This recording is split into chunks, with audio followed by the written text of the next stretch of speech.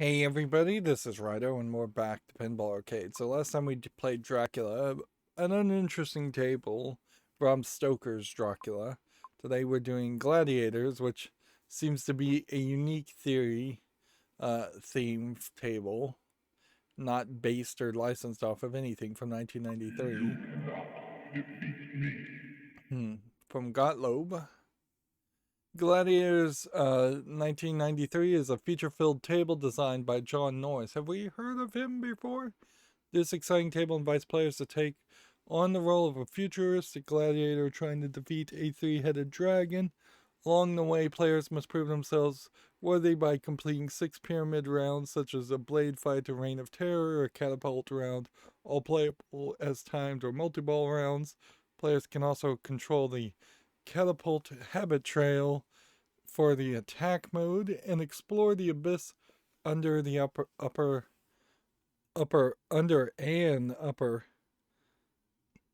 play flipper. Interesting, which that's a sneak in shot under the flippers, which arguably for every upper flipper that has existed in every table up until this point should have had a sneak in shot behind it. That makes a good amount of sense, just to hide yet another place to hit. Take the challenge, brave one. 1,995 units of this table were produced. So this is a very low run by 1993 standards. Um, and yeah, it definitely feels to me like this table is an attempt at a concept. Here we have weapon lit here and double here. We saw another table that did that, and it was wizard before, and that would be the same number of lights. So they're probably reusing some components. We're back to a regular flipper by the looks of it. Um, yeah, and if this was a 70s table, this would feel perfectly in line. But coming out in 83, this feels like it is specifically designed as a throwback. You have a kind of odd slingshot here that is a standing target in front of it. So it'll be interesting to see how those slingshots work. And then what seems like a very wide left out lane with no kickback and a very wide right out lane. So we may have an out lane that drains a lot. Artistically, you have this guy with a visor and a 8-pack of abs, um, and a big wooden golden axe. And then you have either the same girl drawn twice or two girls uh, in metallic outfits. They're showing the butt of this girl, but they're not really putting a lot of curvature into it. And side boob of the other girl, or both of them. Then you have two standing targets here, a ramp that feels like it is about twice as wide as normal, going all the way up. It looks like artistically it's lava, and that ramp has to feed back somewhere, and I don't know where, if it drains all the way back to this point or not. You have a sinkhole that also feels really big. Is there something special about this pinball, or is the angle that we're looking at just really weird? Because it feels like the pinball itself might be twice as big as it should be. Um, like that does seem weird. Then yeah, another sinkhole that seems to be really big. It's like we're zoomed in more than we should be. Um, three standing targets here, and then you have an upper play field, and I guess the behind the upper flipper sinkhole that they're talking about is this one. I think you could easily have had a sinkhole behind upper playfields like this, but regardless, I bet this metal bar does confirm that whenever you see these metal bars below the flippers like this, that they are there specifically so the ball does not get stuck or wedged under there. There's another sinkhole just in the middle of the table, which we have not seen that on a table for probably about 2 decades. And then another shot that either goes up to a standing target or loops around. And then another shot and another shot. You have 3 pop-up bumpers that have arch on top of them, so it's kind of hard to even see where the ball would go. But that does seem like that is in a really small area too. I'm not sure how often you're actually going to get into that pop-up bumper area. Just like really wide ramp, really wide ramp. They want you to make these shots. So this table must have been designed to try to be really nice. But this ramp is going to be fairly hard to hit. You're going to hit it, and then it's going to drain the ball just to the center of the field, out of the way of this upper play field. And then I don't even know how you get a ball up to this section. That might be a multi-ball lock and launch, and then you would use this. Oh my goodness. Oh my goodness. The left and right triggers pan up and down with the camera. Why did it never pop up, that explanation? I could have been looking at every single table, panning up and down. I could have been seeing the top of the backboards this whole time. Oh, this is so ridiculous. There's so many tables now that I want to just go look at the table exploration for and confirm that that works on every single table. Why in the world would Pinball Arcade not have told me that every time I popped in, or had it somewhere where it was obvious to figure it out? Yeah, this table looks kind of fine. There's some really wide shots. I'm not sure you can get, with the left flipper, a shot that would get the ball up to the center shot. And with the right flipper. With the left flipper, you probably could get up this ramp, and maybe even into the pop-up bumpers, but you won't get up this ramp. You also have this ramp shot, so you have about 3 shots with the left flipper, and maybe 2, maybe 3 shots with the right flipper, which that does kind of make the table on initial investigation feel like it is designed specifically to be played more by a left-hand dominant player than a right-hand dominant player. Now, when we look at the backboard here we have the brunette-haired lady showing her butt. A lot more shading and texture on that butt shot than the table. And then here you have the 8-pack guy, 6-pack guy. Although on this it's a 6-pack, and over here it is an 8-pack. So it's like they had the same artist description, or what they wanted to draw, and then and then 2 different artists drew it differently, or they were just such bad artists. Then this blonde girl and this blonde guy seemingly are competitors, and thus are not depicted on the table. Where you would kind of think that one of these should be blonde. That would make more sense, because they seem to be gladiators, mostly taking on a 3-headed dragon. Wow. I am more surprised and more interested on the thought that I can zoom in and zoom out than anything else here. And that is just crazy. So this is a table that feels like it might be there might be trying to sell a little bit on sex.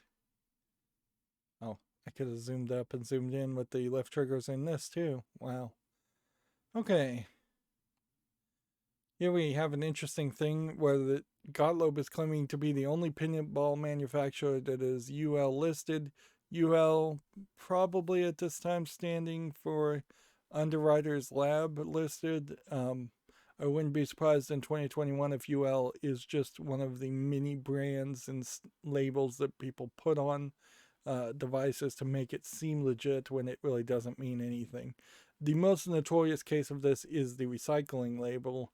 If it has a number in it, that doesn't really mean it's recyclable per se. It means something else than completely, but it's put there to make it look like more things are recyclable than they are. There's really no, at least in the United States, limitations or restrictions on recycling labels. And certainly, if you're getting like an electronic device made in China, they will more than gladly put any single, any stolen logo or trademark or copyright of anybody on your product to make it look legitimate, like it's been tested or not. The thing here, of course, even at this time in '93, a pinball table being listed by the Underwriters Labs doesn't really mean anything. It just means that at best, Underwriters Labs have certified the electronics inside the pinball and maybe the mechanical parts of the pinball to work as expected for a certain amount of time. It would be weird to think that Williams tables or Stern tables or anything like that are breaking down at any significantly higher number than Gottlieb tables. I imagine all the tables broke down fairly often, depending on how much they were played, and a lot of times they probably broke down because of just mechanical stress, physical stress on components on the table. I bet the chips inside and the electronic components broke down significantly fewer times. But yeah. Pre-pitch, automatic adjusting pitching system. Pitch would be how much the table is slanted, and we definitely have seen some tables that felt like they were slanted a lot more than others.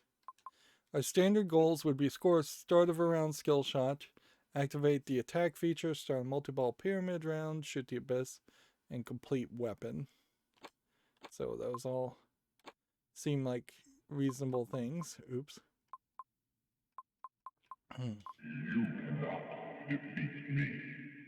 This definitely kind of feels like it's inspired by Black Knight. Okay, so what are we trying to hit here? We have a red matrix here. Screen. The top lane launch the ball to the pop-up bumper, so I'm wondering if it always will hit that. Let's just go full power and see if it ends up.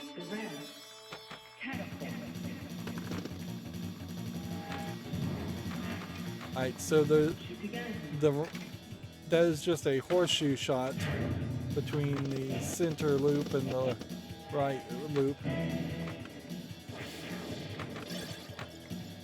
which means the top two flippers are kind of only useful for a couple of things. And it feels like this is one of those tables where you pretty much just want to go full power. The angles of that top left flipper are poorly placed. Yep. I suspect what we're gonna find out here is that this table is just not particularly well designed, and that's why so few tables would have been made. But there is also certainly an argument to the bully pulpit of just licensed tables.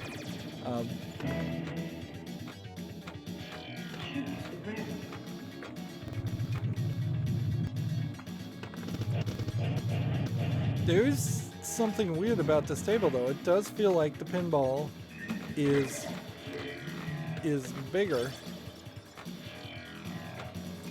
It physically doesn't feel heavier, but just like the camera angle feels weird. Like when they were simulating this table, they did something weird with the testing. Almost certainly, if the pinball was actually bigger, then they would have mentioned that in the table history.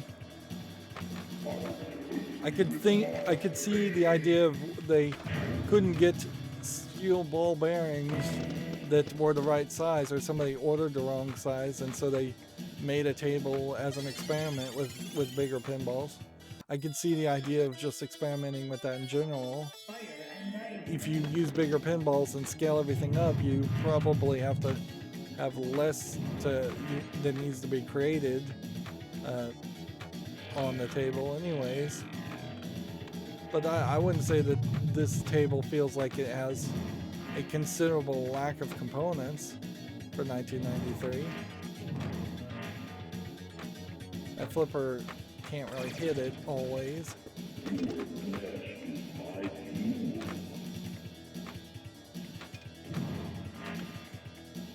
Alright. I'm trying to see if I can get the ball to actually land under the thing. There we go. So you pretty much can only land under the thing if you have it in that sinkhole to get under the top right flipper.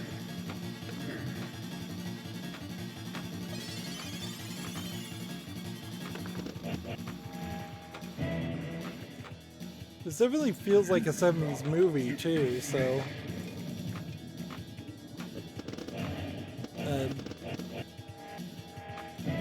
this feels like it's something inspired by like Logan's Run or something like that.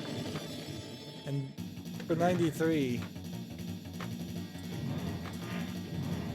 it seems like just a weird table design to go with. And see, this might be a problem that we start to see in table designers in general, is that they may have fallen so deeply into their own nostalgia that they're not up with the times. And certainly that could have played a role in killing pinball in general, is that you would have had in 93, I feel like 93 would have been either the Nintendo 64 or the GameCube in comparison. Like, yeah, you would be past the Super NES by 93. By far. That would be 10 years after the NES came out. So you probably would be at the 64 or the GameCube at that point. And so you're talking 3D graphics, you're talking major, relatively speaking, major improvements in home gaming technology. And in all fairness, pinball just really has no chance to have caught up with that and stuck with that level of quality and competed with that. So the physicality had to be really more doubled down, but the licenses certainly still another way that tables could have kept people's attention. That being said, we have certainly seen a lot of licensed tables that are kind of just garbage. So it's still, table design is number one key.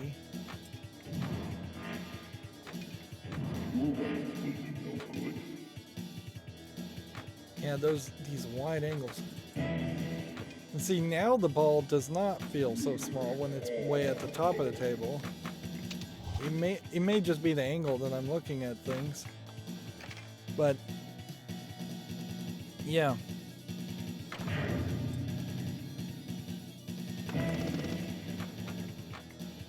I'm not sure how to start multi-ball. I'm not sure if I can play a long enough game to spell weapon without multi-ball. This does have a ball saver feature, which I'll applaud it for that, but seemingly doesn't have a center peg, which it could really use, or a kickback.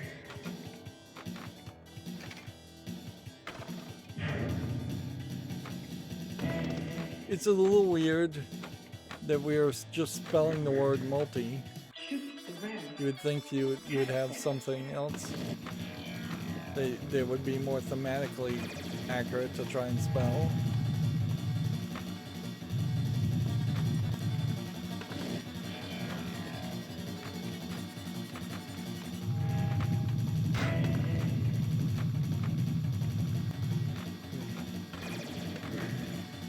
It seems like that drop target is the actual thing you're aiming for, where the dragon is. Getting 123 million on that game is pathetically high. That's, yeah.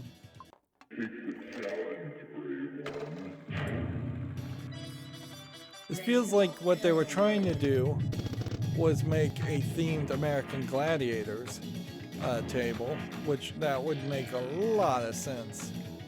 That this was supposed to be a license to American Gladiators. They couldn't negotiate the license, and thus we get this Gladiator table instead.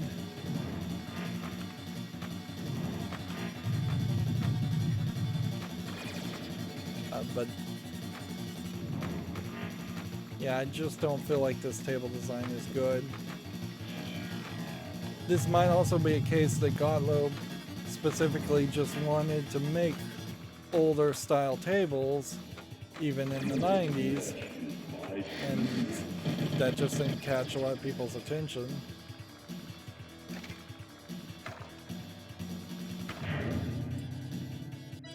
I feel like I did just spell weapon as I drained out, and it didn't count it.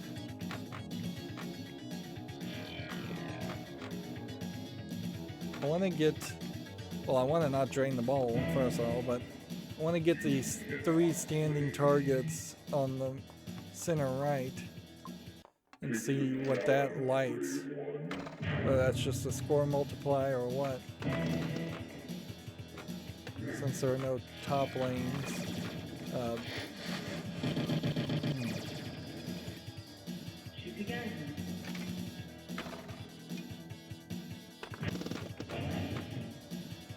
This is a table where nudging, I think, would be fairly required too. Particularly to keep it in that small area with the pop-up bumpers. Which arguably, if you're going to put the pop-up bumpers in such an isolated area, you might as well not have pop-up bumpers.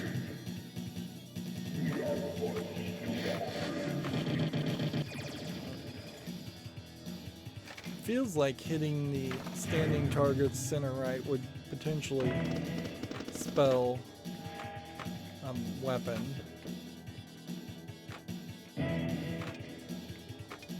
It seems like different ramps spell both multi and weapon at different times, so you're hitting the same ramps to do 2 different things, which I suppose is fine, but feels a little weird that you would potentially get really good at one shot and then unlock 1/5 of everything, but that then does make you learn the whole table and get all the shots down.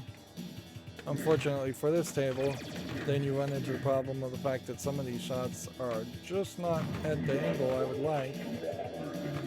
We've seen the ball drop, drain, and bounce around a lot.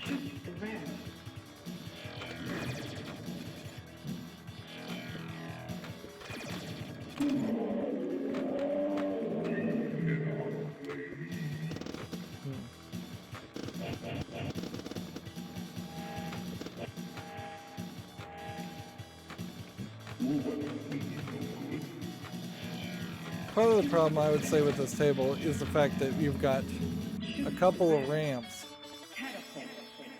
that are pretty impossible to hit.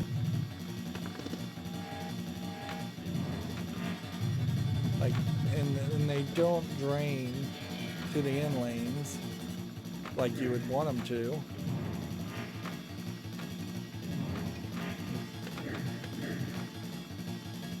In a funny way, it does kind of make the whole table feel like a very contrarian design, where some basic standards by 1993 that should have been established as rules not to be broken are being broken on this table design.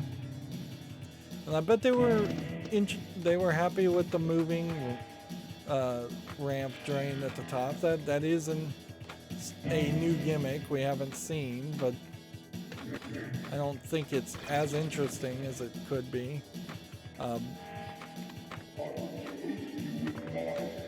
I guess the idea would be that ramp, when it's moving, is supposed to represent the moving heads of the Hydra, or the three-headed dragon.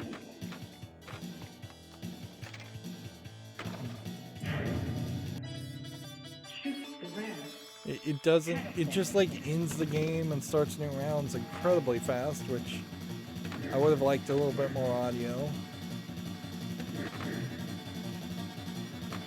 These are literally faceless gladiators that they're showing us. They have no personality. We're not hearing any grunts or even like sound effects of them exerting themselves or doing something amazing. Instead, you just have this faceless narrator telling you to shoot certain ways, which I appreciate that the game is telling you where to shoot the ball, but when you have a table with 4 different people on the field, you would want them to sound better. And I don't know if the futuristic gladiator makes any sense when it probably would be better if you went with more of a Hero Quest fantasy style and had the guy that is clearly a future barbarian just be a barbarian. Like, give one of the girls to be an archer or a mage or a ninja or whatever you want to make them. Like, since they're not holding any weapons. I said before even I played that the outlanes were way too wide on this table, and it has proven to be true.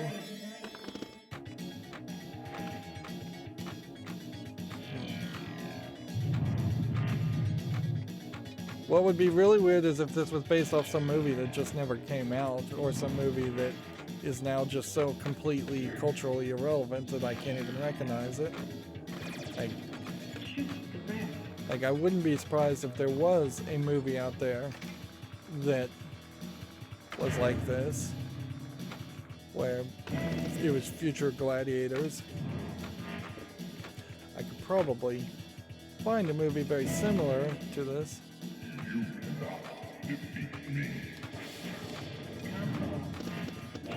There I completed weapon, not really knowing all the things you have to actually hit to spell weapon. One thing I would say for this table is it would work probably a lot better if multi-ball was easier.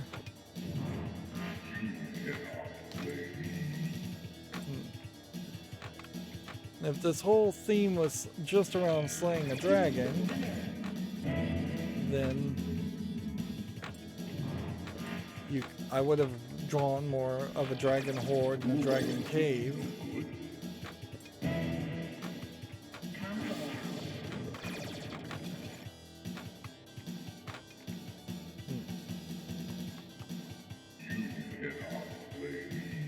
Almost certainly you have to spell double for the wizard goals, and I'm not accomplishing that. Almost certainly you have to start a multi-ball. It seems like this table does not have a video mode. It seems like this table does not have an easy quick multi-ball mode.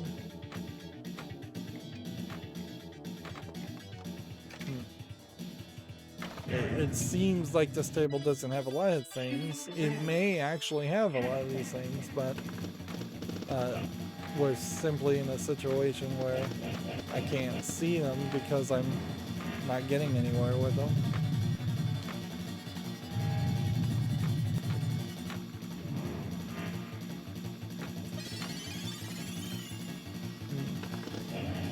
There is kind of a figure eight, but it's almost like a double figure eight, where you'd have to hit the far right ramp, get the ball up into the pop-up bumpers, then hit it with the top left flipper, then hit it with the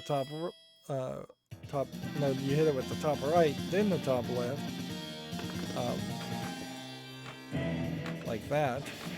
Then that ejects the ball to the lower right, which then you could hit up through the left ramp to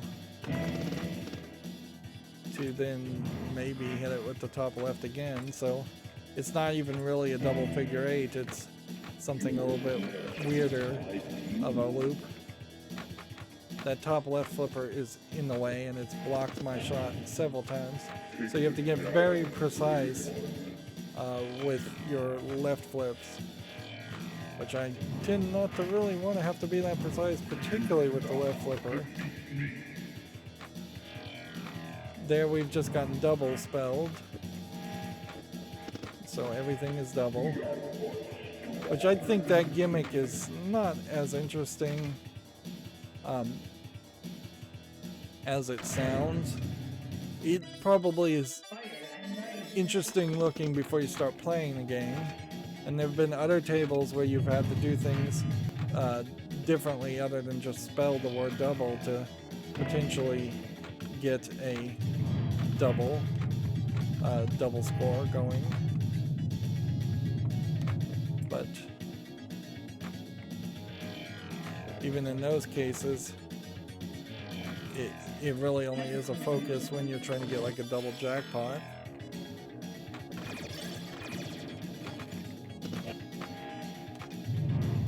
Almost certainly the wizard goals are going to ask you to get all the pyramids events light up.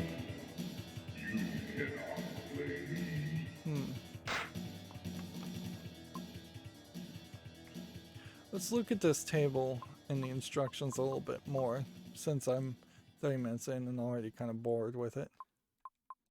Nothing special in the game setup. Okay. Attack feature. Another exciting feature in this table is attack. Start the attack feature. Line up the blue ball and the yellow ball lights here. Each hit to the kicker here advances the yellow light from the bottom to the top one step. Each kicker hit advances the blue light. Okay. Lights also can be advanced by hitting the drop targets here. If the yellow is hit after the drop targets have been reset, then the lit yellow advances. If the blue is lit first, then that is hit. Interesting. So you'd have to get really good at that. Shooting the black target first scores 5 million points. When blue and yellow lights match, hit the M ramp when the attack feature is started. The ball is caught at the end of the M ramp here. Hitting either flipper releases the ball onto the moving habit trail. I guess that's what that's called. The object of the attack is to complete the attack hole. I think we may have started that, but not finished it. So I don't think the goal there is to get all 5 blue and all 5 yellow per se lit, just the same number of blue and same yellows. Then pyramid rounds. Apparently there is a 2-ball multi-ball that we've never done. To light 2 multi-ball, spot target here. When the game starts, 1 is flashing. Hitting the spot target when 1 is flashing scores and flashes 2. Hitting it when 2 is flashing scores 2 million and flashes MB. Hitting it when MB is flashing lights MB at the begin pyramid round hole and unlights the spot targets. Hitting a unlit spot target targets the pyramid round left to right on the same level. Interesting. So you want that quick multi-ball.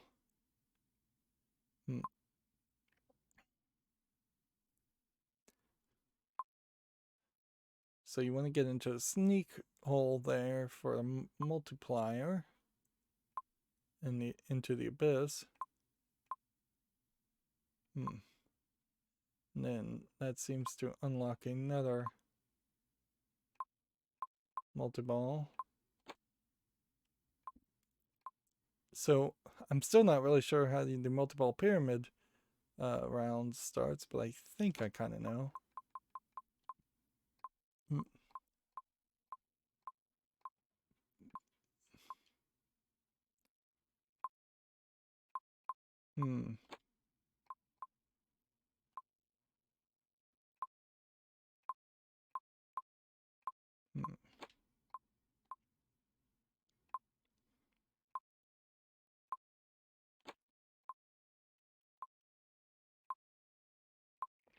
It doesn't seem like there's a video feature at all. So why does this table even have an LCD screen at that point?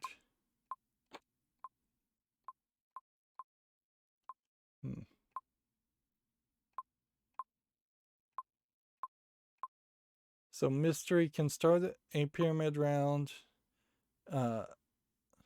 Attack lights the M round, advanced weapon, advanced multi.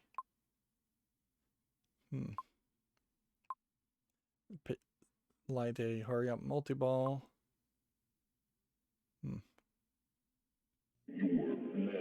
After scoring 4 mystery awards in a game, each subsequent mystery award earns 0, scoring nothing. Wow. Yeah, there's basically nothing on this table. It must have just been a standard thing at this point to have LCD screens, because they are not doing anything with it. Which I feel like that once again just makes it feel like the creator of this table was stuck in the 70s and didn't want to try and update a concept here. But at a certain point, if that's the way somebody's going to be, you may just have to partner a spry newcomer with an old dog so that the spry newcomer can just add some elements and partner with them and teach the old dog some new tricks. Like, thematically and visually and artistically, this table looks old, but it also plays like an old table in the sense that it does not play right, and it isn't really doing any of the tricks you'd expect to see. It would have been easy to have a video mode as a mystery. Easy.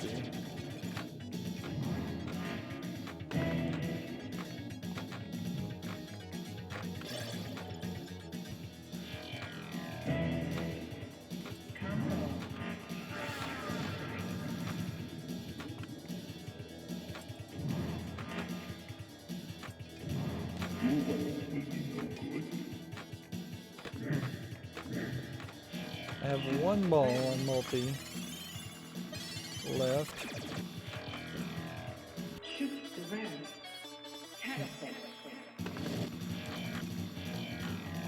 If I could just get up that ramp and make that shot a lot more.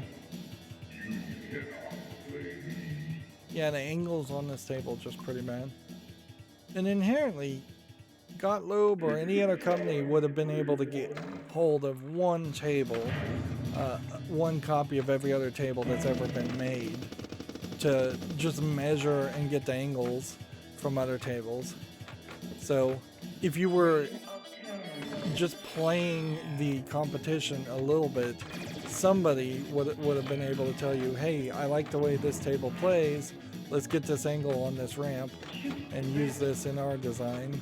instead of making, by 1993, such terrible angles. I bet there was probably some science even out there as far as what angles are good angles and what good vectors to have in a pinball table. Like, theoretically, I imagine you could program an AI to program a pinball table fairly well with just the vectors of the math of the angles.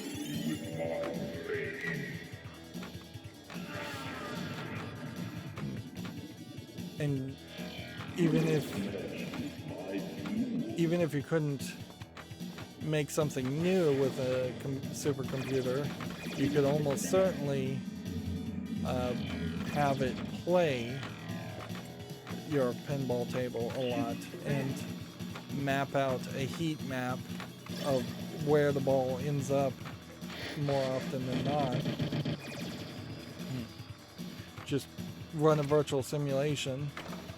I wonder if table developers even now have that technology, or if they still put it in the hands of testers. I imagine that there's a high chance that it's still very much in the hands of testers.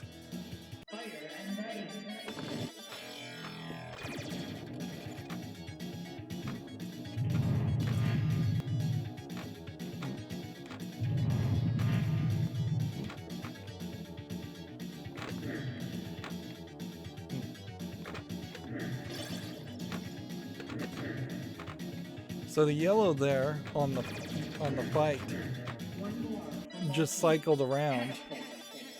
So let's finally start the multi-ball. 41 minutes into it. It is basically impossible to line up the fight. It's just a matter of playing enough for it to randomly run into that scenario. And it's not like the two lights even start balanced.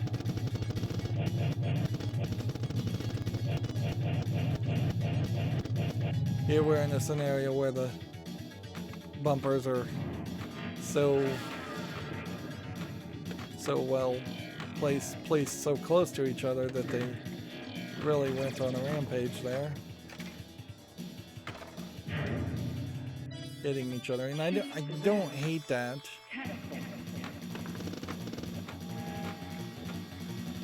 I think I definitely would have tried and designed this table to put the bumpers in the middle and tried to balance the horseshoe to make it a little bit wider.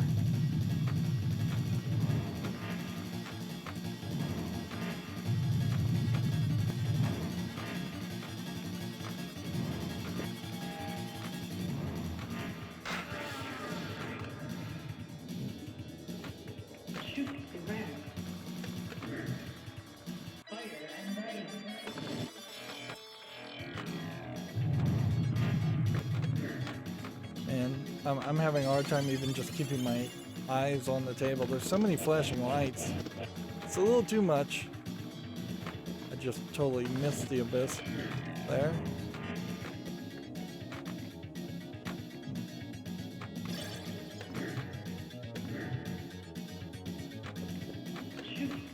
There we go. So they're lined up, and it says shoot the ramp. So to start the attack mode,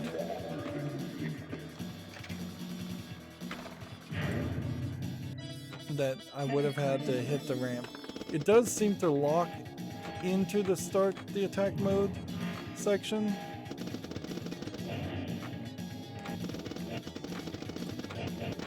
And so since we know that the blue and the yellow are two teams competing against each other, and this is basically just American Gladiators, or Gladiators from the UK, which was renamed to American Gladiators. Then we know that one of the girls on the lower playfield art is supposed to be one of the blondes in the back art, and they've just drawn her with the wrong hair color.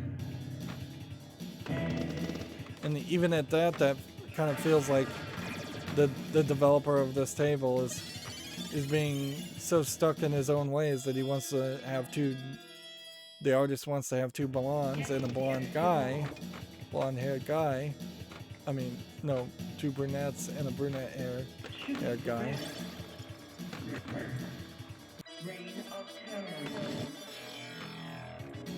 So that was the last standard mode, and I pulled it off.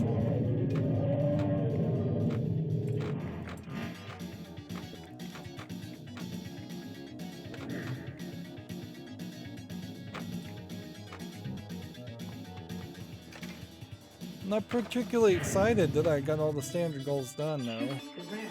Still feel like this is just a terrible table.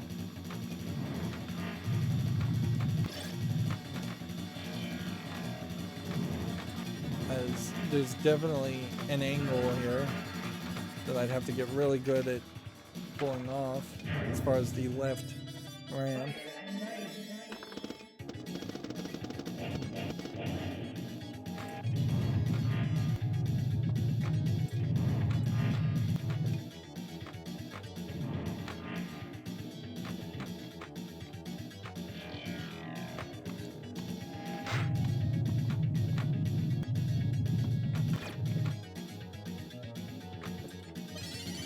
So, am I trying to hit the ramp again? I think I'm pretty much always trying to hit the left ramp.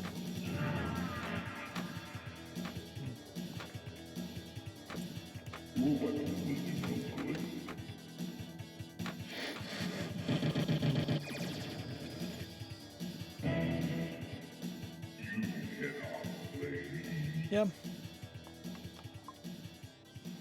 Arguably, compared to Bram Stoker's Dracula even, which was a pretty terrible license table, this is way worse. So now they want me to score an AccuSpin extra ball, score an attack at the attack hole, score 20 million Abyss Award, score an ultimate jackpot, and slay the beast. And I feel like I'm pretty much not going to be able to accomplish anyways. Completing AccuSpin. Complete the bank of drop targets here, then light the AccuSpin at the spinner. When the spinner is shot, the display will display a specific number of spins required. Complete the exact number of spins display without going over, then complete the mystery hole to collect the extra ball. Wow, so random, basically. The object of attack is to complete the attack score, scoring 3,000. Each shot to the imp-ramp while an attack is active scores a certain amount and catches the ball to be released by the flippers. The feature ends when the attack hole is completed or after it's been active for 15 seconds. So we know that. To light the round multiplier, complete the abyss hole when the abyss lit. It wants us to do 20 million Abyss Award. Complete the abyss 2 more times to light 3x for 20,000 points. Not million. Was it 20,000?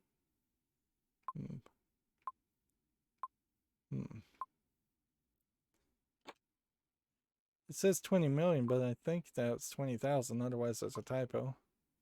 Multi-ball can be a lucrative feature of this table, but it seems almost impossible to start. Spell multi.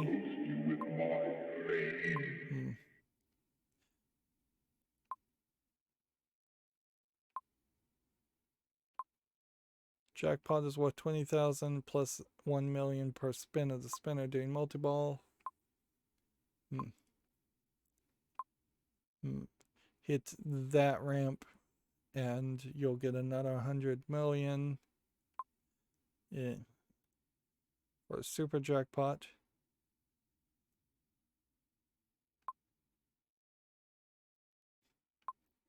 Scoring a super jackpot lights the T ramp for an ultimate jackpot worth 200 million points for 5 seconds.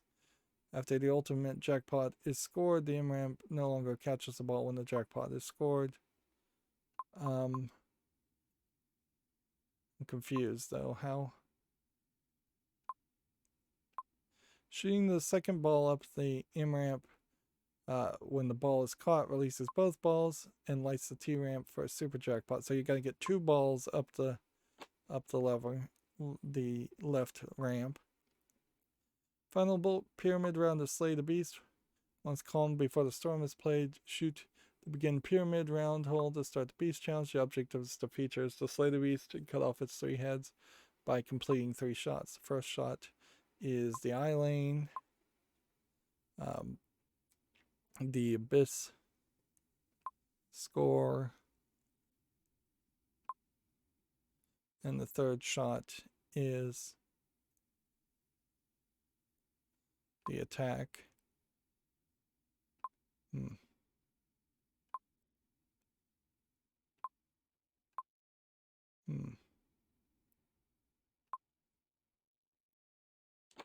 Okay.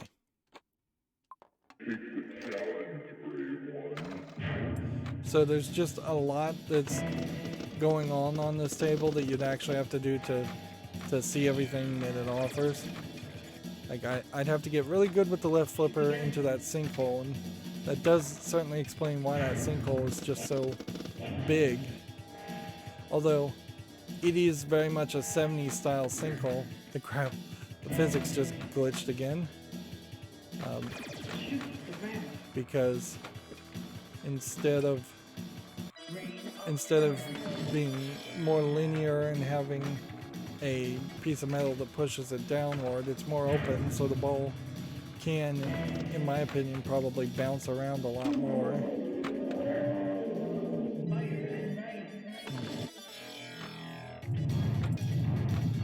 I do have to kind of applaud the idea of potentially trying to fix the problems with the slingshots, because slingshots haven't really been addressed or fixed. They've been the same old things since the beginning of pinball.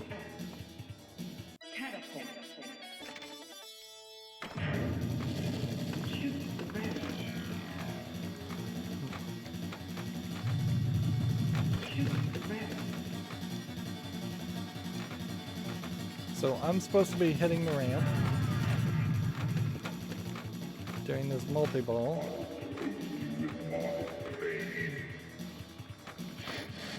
It's not happening.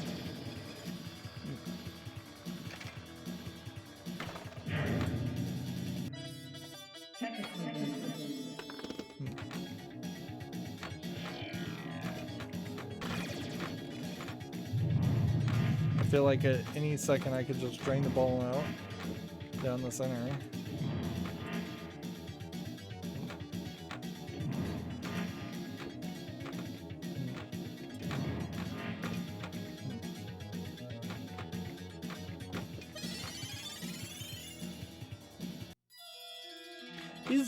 It is definitely possible that maybe I just never really learned the right way to play pinball too, and some of my wild flailing in an attempt to stop a ball, slow it down, and get a good targeted shot actually hurts my chances percentage-wise of actually fixing and succeeding at keeping the ball in play.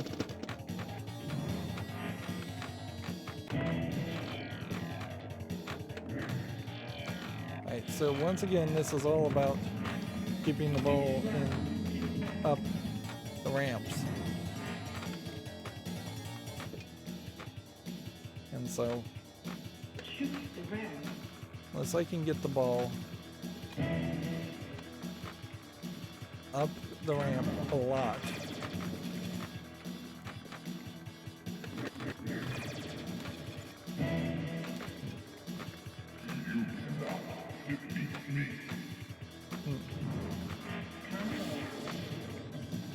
and the pattern for spelling multi, I realize now, has to be spelled in order.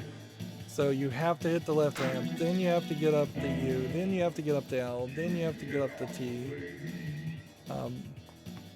which is a fairly difficult task. Let's just put on ball control and look at operator mode. See what we could really change. see. It says the flippers control things, but truth is you still have to hit the buttons. Alright, game adjustments would be the only thing I think is interesting. And it says push test button for game adjustments.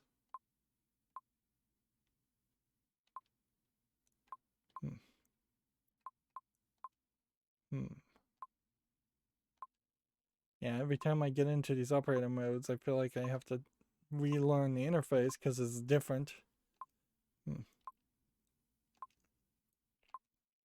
It would be nice if they had gotten together and formed a coalition to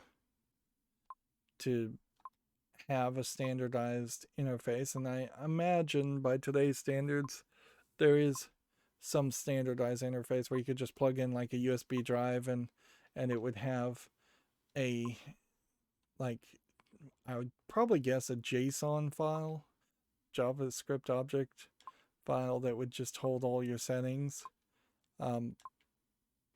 Or maybe a CSV file of comma separated values file that would have a arcade's preferred settings always.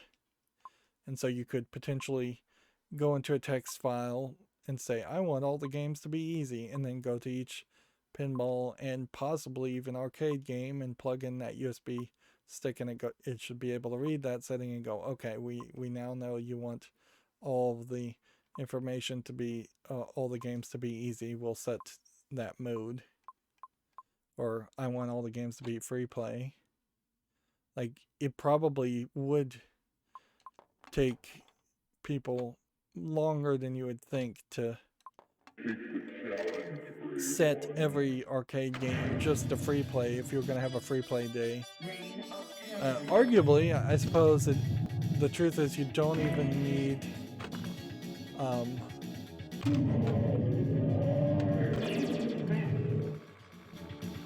like, you don't even really need the files and a USB drive. What you really want, well, I almost made it up there with ball control. I'm surprised by that.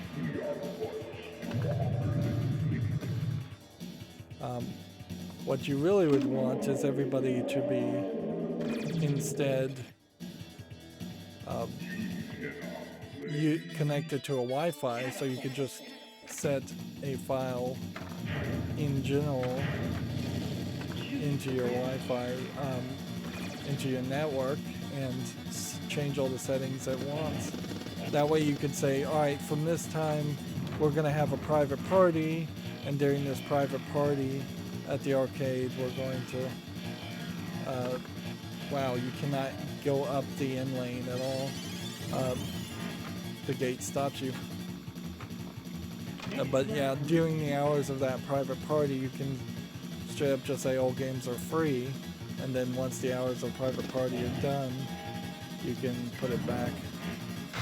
Normally what arcades had to do when they wanted something like that is that they would give like $10 in tokens to each person.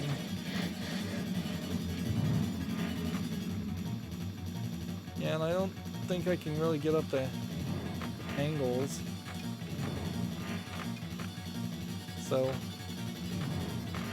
once again, ball control, fairly useless.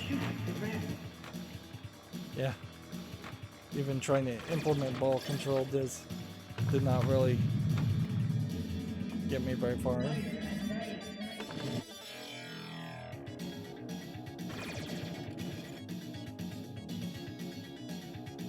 So, best case scenario, there must be like a gate or a switch back there that can tell which way you're going.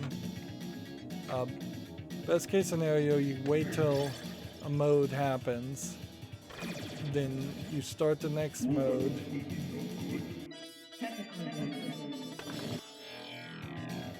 and activates multi-ball.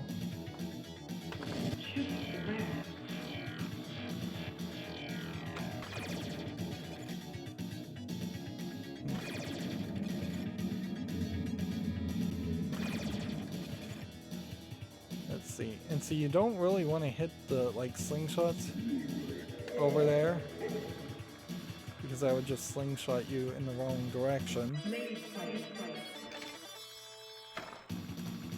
So you can just have, like, an incredibly slow experience. And I assume in Blade Fight you're hitting these weird blades.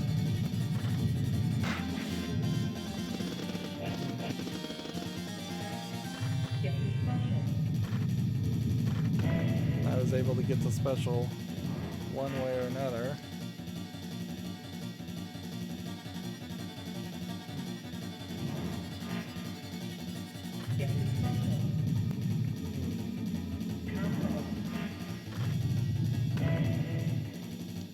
I feel like this mode, this Blade Fight multi-ball, will probably just stay.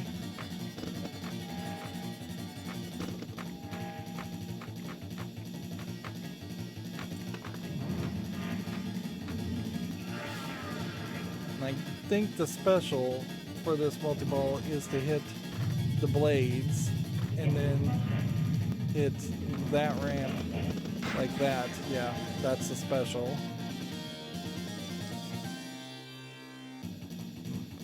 So let's let one ball drain, and then that lets me then move to another mode that we haven't seen up until this point legitimately. And see, is that looks like that's maybe the blonde. Alright, so what are we trying to hit? We're trying to, what does it say, build up your body? Or build up your bonus? Build up your bonus. That makes more sense than build up your body. So you're just hitting things to potentially increase your bonus as much as possible. We got it up to 102 million, 114 million. If I just sweep all of them up through this area over and over again, it seems like you can potentially build up your bonus quite a lot. 200 million. Is there really no stopping this? 250 million seems crazy. 270 million. 300 million. 312 million. 330 million. Is it going to be $500 million? I mean, specifically with the LCD screens, it doesn't matter. You could get the number as high as you want it to be, but at a certain point it stops being fair that somebody who potentially is really good could keep the ball in play and get $500 million bonus. And I imagine at this point, if you were to legitimately make it this far, you would be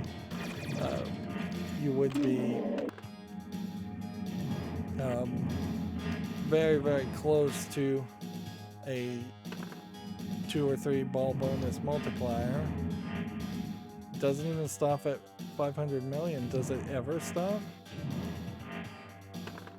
Alright, well, let's see what happens when I try and shoot up the ramp. Line up one ball coming down the ramp without the other two draining.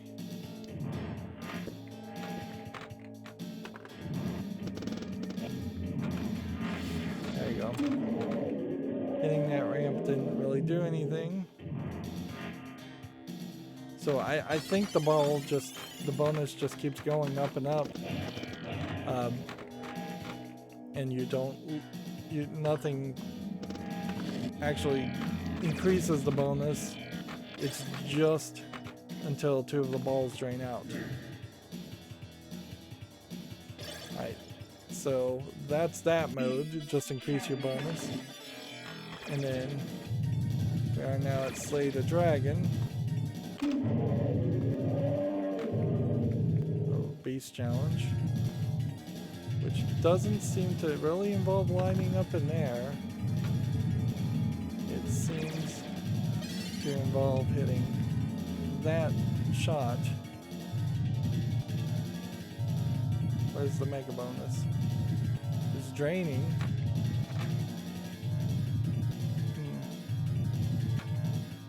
The ball's stuck.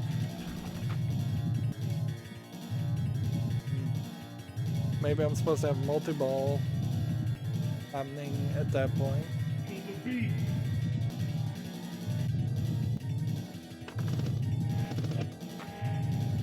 I don't understand what I was supposed to do there. Let's see.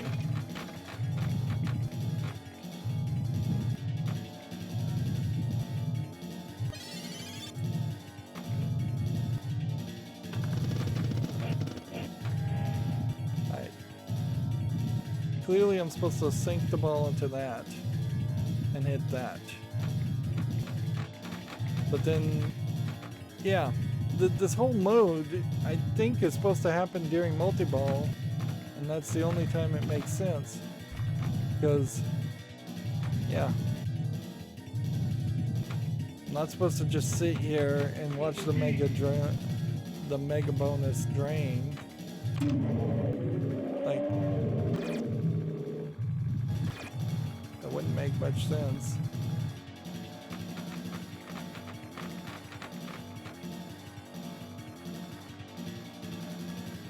Yeah, like both flippers, plungers, secondary buttons, nothing is doing anything.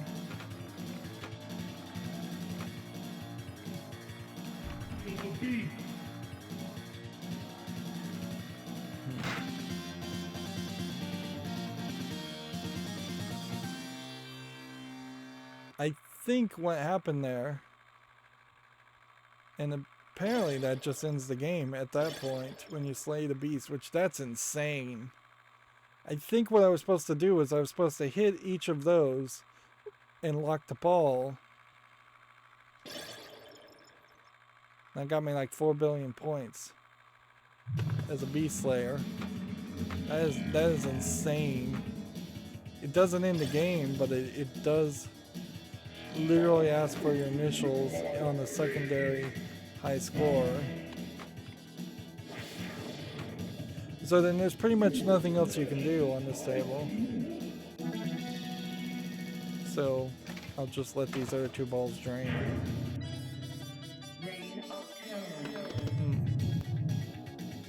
Which inherently what this means is the Pinball Arcade needed to, for some tables, to have a couple of high score leaderboards, and I bet it doesn't have that. I bet they never bothered to emulate multiple leaderboards.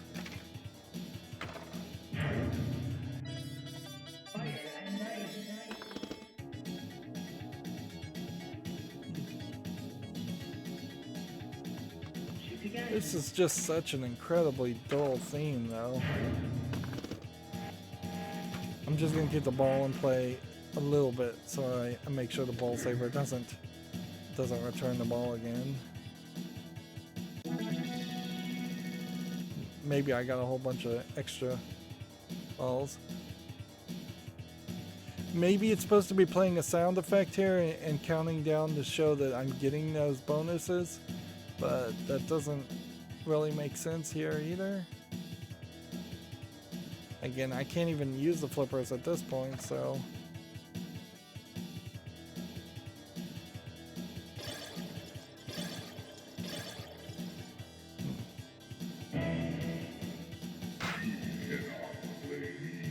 you've beaten the highest game to date. Alright.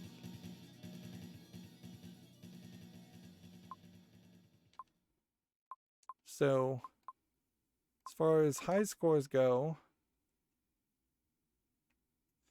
that was definitely a cheater. High score. Do cheater high scores all of a sudden count? No.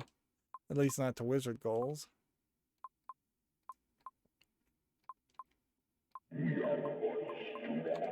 There's only like 4 tips here. Yeah, high scores don't show anything else. Let's look at the leaderboards, and then I think pretty much I want to just call it a day. Actually, I'd like to go and look at some other tables. Playing this on a Tuesday. Overall, all-time high, we have some 100 billion points that may be legitimate. 50 billion, 20 billion seems much more realistic. Remember that me cheating and slaying it once got me about 5 billion, quite a bit. Which, weekly speaking, on a Tuesday, seems like we're gonna probably, if I was to guess, maybe have 150 people that played the table so far. Yeah, 152. And then of my score, I'm 12 out of a legitimate game, which means a lot of people are not doing even as well as me, and I was doing horrible. Monthly, on the 6th day of the month, I'm in 20th position, being beaten by someone who made 600 million. All time, though, this score in particular highlights how few people have really played Gladiators.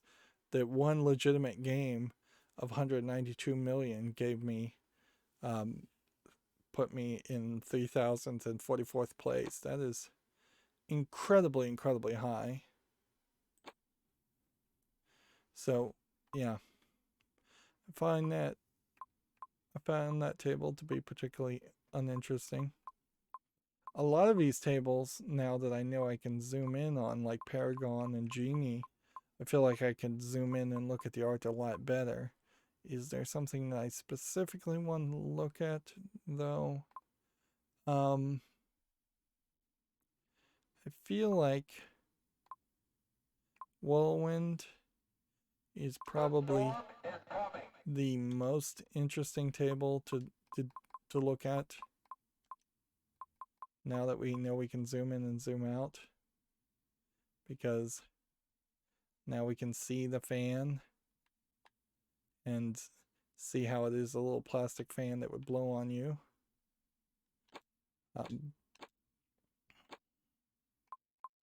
But honestly, we haven't been missing that much as far as things on the table.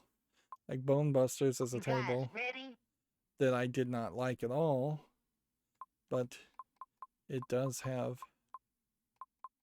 the skeleton on it, so I wanted to see that. Way up there, way up there. He's a one-eyed skeleton. Of course, you really couldn't play the game like this, so unless it had an attract mode where it lit up and moved, that's not very useful. What were some other tables that had gimmicks on top of them? I feel like High Speed and High Speed 2 probably had a police siren on the top of it, but I'm not sure that any other table has anything of real interest on the top of its backboard. Yeah, as I'm trying to look here and think about it, yeah, I don't think that there's anything else I specifically would want to focus on. I could, of course, go to a table like this, assuming it does have a pro mode, which this one doesn't. So being able to zoom in on this table and kind of figure out what's going on would be maybe a little bit more helpful. We can do the same for Paragon.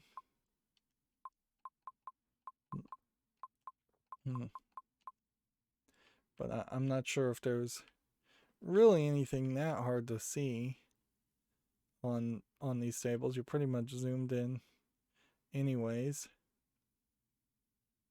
So it would just be a matter of, do I want to see this guy and look at the art a little bit closer? This table does also highlight, compared to Gladiator, this is kind of a great example where Gladiator is almost like a spiritual successor to Paragon, a table I didn't really like because of just the layout and the angles, if I recall correctly. I don't even remember. But yeah, if you had made a spiritual successor to Paragon and just called it Paragon 2, that might have worked better. If you had kept it more of a fantasy, slaying a beast, instead of putting it into the future, I feel that would work a lot better. Of course, that's Gottlieb and this is Bailey, so I can see why it wouldn't have worked. This table also definitely trying to sell in sex, but also looking at the artwork here, there's a lot more shading and a lot more attempted to be good at drawing characters.